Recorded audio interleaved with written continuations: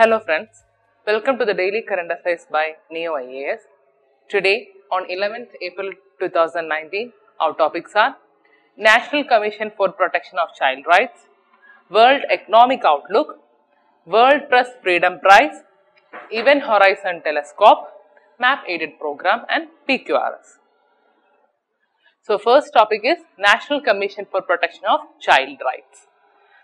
So the NCPCR, it has summoned senior officials from 5 different states to depose on the safety issues regarding the use of Johnson & Johnson baby care products.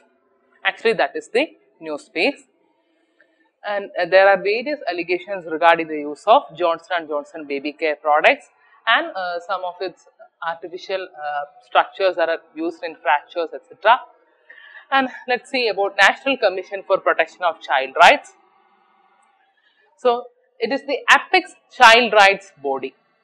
It emphasizes the principle of universality and inviolability of child rights, and it also recognizes a ton of urgency in all child related issues.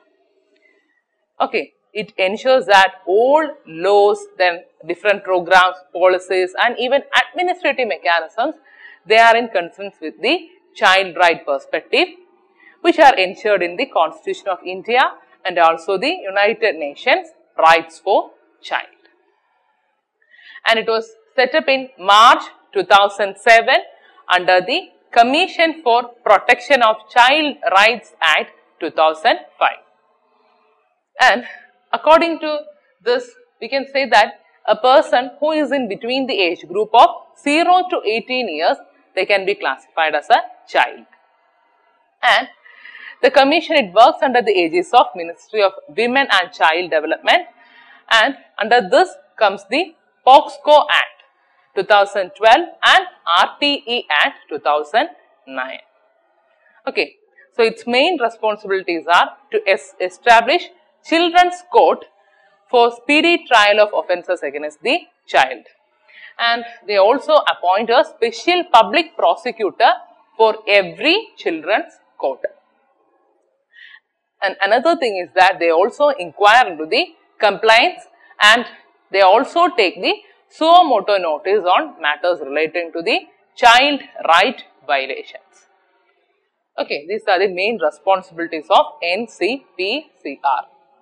So, the POXCO Act as well as the RTE Act, it comes under this NCPCR.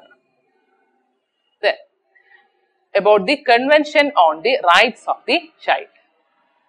The Convention on the Rights of Child, it was adopted by the UN General Assembly in 1989 and it was widely accepted all over the world and especially by the developed countries and the developing nations including India.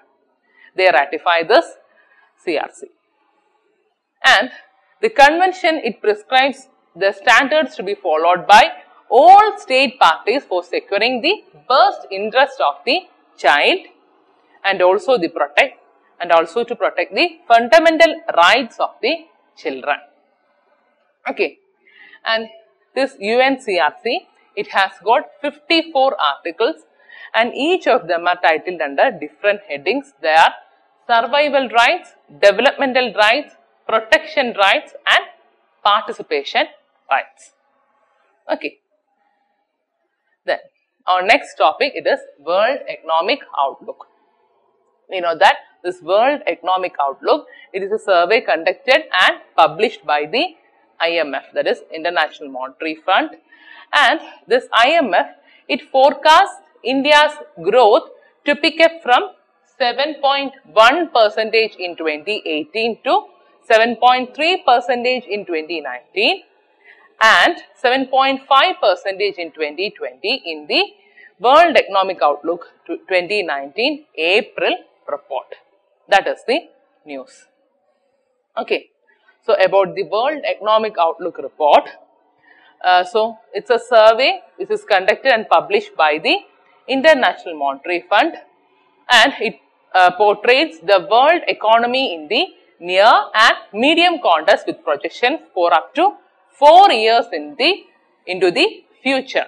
and they are released usually in April and September-October period, and they are published biannually, but they are revised twice in a year.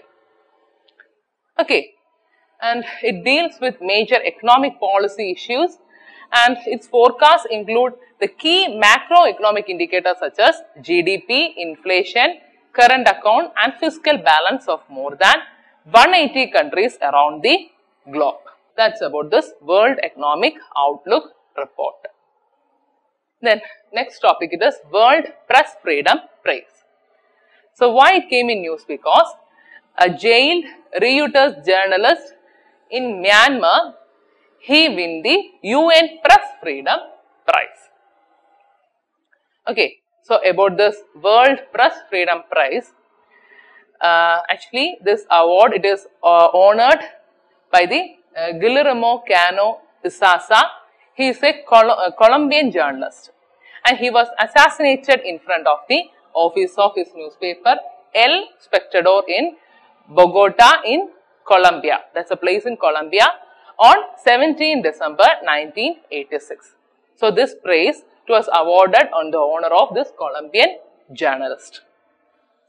And this UNESCO or the Guillermo Cano World Press Freedom Prize, it usually honors a person or an organization or an institution that has made an outstanding contribution to the defense, or those who had made something for the promotion of press freedom anywhere in the world during any critical situation. Okay, for such thing this award was given, and it was created in 1997, and it was usually awarded annually, and this praise, it was established on the initiative of UNESCO's Executive Board, and it was formally given in the World Press Freedom Day, that is in May 3rd. Okay, so it was formally given in May 3rd.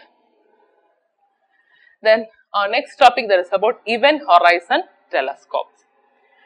So this is a major news, and why it came in news? Because this EHT, it revealed the first ever photograph of the shadow of a black hole. So we know that this black hole, it's a huge mass, and it has got a very minuscule volume, and the property or the peculiarity of this black hole is that whatever things that come near to this black hole, they will absorb it. Okay, and we can say that in this black hole, the gravitational force is very much higher, and they either it be a matter or be a light, they will absorb that one. Okay, and there is a point called event horizon in this black hole. So those objects which are nearing this event horizon, they will absorb in this black hole. So even it be a light, it will be absorbed, and it is not reflected back. So it is very difficult to locate this black hole. And now this Event Horizon Telescope, they actually revealed the first ever photograph of the shadow of a black hole. And the image it released shows the shadow of a supermassive black hole in the center of Messier 87, or it is otherwise known as M87. Here you can see the picture of that, picture we got from this Event Horizon Telescope. And actually this Messier 87, it is an elliptical galaxy some 55 million light years away from the Earth. And it is said that it is 6.5 billion mass greater than Sun. Okay, it's such a huge massive black hole. Okay, and about this EHT, we know that it's a network of 10 radio telescopes which are arranged on different 4 continents, and they usually work collectively, and they operate like a single instrument nearly equal to the size of Earth. And this EHT project is an international partnership formed in 2012, and it is to directly observe the immediate environment of a black hole. So it was formed in 2012 itself, and its main purpose is to observe the immediate environment of a black hole. And this project, it is to create a large telescope array, and it consists of a global network of radio telescope, and also it contains a combination of data from several VLBI stations which are located around the earth. So, in such a way this EHT works. And this technique, it has been used to measure the size of the emission regions of two supermassive black holes. They are, the first one is a supermassive black hole Sagittarius A star at the center of Milky Way. And the second one is the even much larger black hole in the supergiant elliptical galaxy, that is Messier 87. Okay. Then, in map-aided program, today we will be dealing with Sunako Islands. Actually, it is a disputed territory between Japan, China and Taiwan. And there are a group of uninhabited islands in the East China Sea. And it is otherwise called Pinnacle Islands. And they are located east of mainland of China and northeast of Taiwan, west of Okinawa Island and north of southwestern end of Ryukyu Islands. So, here you can see the Sunako Island. Okay. And in prelims question revision series, today our question is, consider the following statements. The first statement is, inflation benefits the debtors. Second one, inflation benefits the bond holders. So, which of the statement given above is or are correct? A, 1 only, B, 2 only, C, both 1 and 2, D, neither 1 nor 2. Okay. So, about now we can take the first statement, that is inflation benefits the debtors. Actually, it is a correct statement. Why? Because during inflation, we know that the interest rate falls. So, when the interest rates comes down, naturally it will be an advantage to the debtors. So, the first statement, it is a correct one. And coming to second statement, inflation benefits the bond holders. Actually, inflation doesn't benefit the bond holders. So, what actually happens during inflation is that the yield of the bond decreases. So, the inflation, it doesn't benefit the bond holders. So, our answer is 1. First one is right. So, our answer is A, 1 only. So, answer is A. So, that's all for today's session. You can download the material from the link given below, and thank you for listening.